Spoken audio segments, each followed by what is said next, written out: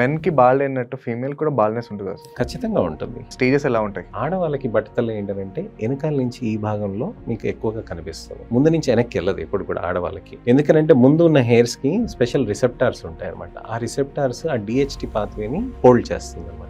DHT అంటే dihydrotestosterone, దానికి అక్కడ హోల్డ్ చేస్తుంది. మిగతా వెనకాల ఉన్నాయన్ని జెనెటిక్ రీజన్ తో కానీ హార్మోనల్ రీజన్స్ తో కానీ బట్టతలవి రావచ్చు, బ్యాడ్ లైఫ్ స్టైల్ తోటి కూడా. అయితే మనకి ఫస్ట్ సైన్ ఏంటంటే హెయిర్ లాస్, మనకి హెయిర్ థిన్నింగ్ విపరీతంగా అవుతుంది, బాల్డింగ్ అవుతుంది, పట్టతల వస్తుంది అని అంటే వెంట్రుకలు పల్చగై మనకి పాపిట వెడల్పు అవ్వటం, ఆ పాపిట వెడల్పు కనిపించటమే ఇది అనమాట ఫస్ట్ సైన్ ఆఫ్ బాల్డ్నెస్ అనమాట. సెకండ్ థింగ్ వచ్చేసి ఏంటంటే హెయిర్ ఫ్రిజీగా అయిపోవటం, తర్వాత మీకు మాడు కనిపించటం. సో ఇవి డిఫరెంట్ స్టెప్స్ అనమాట. తర్వాత గ్రేడింగ్ లోకి వెళ్తుంది. ఇది సెకండ్ గ్రేడ్కి వచ్చేంత వరకు. సెకండ్ గ్రేడ్కి వచ్చినాక second grade, third grade, fourth grade అలా వెళ్ళిపోతుంది అనమాట. సో ఇక్కడ కూడా హెయిర్ ట్రాన్స్ప్లాంట్ చేస్తామా? ఆడవాళ్ళకి కూడా చేస్తారు. నాన్ షేప్ టెక్నిక్ చేస్తాం. వెనకాల జడ పైకి తీసి వెనకాల ట్రిమ్ చేసేసి అక్కడి నుంచి ఒక్కొక్క వెంట్రుక తీసి ఇక్కడ ముందు ట్రిమ్ చేయకుండా పెడతాం అనమాట.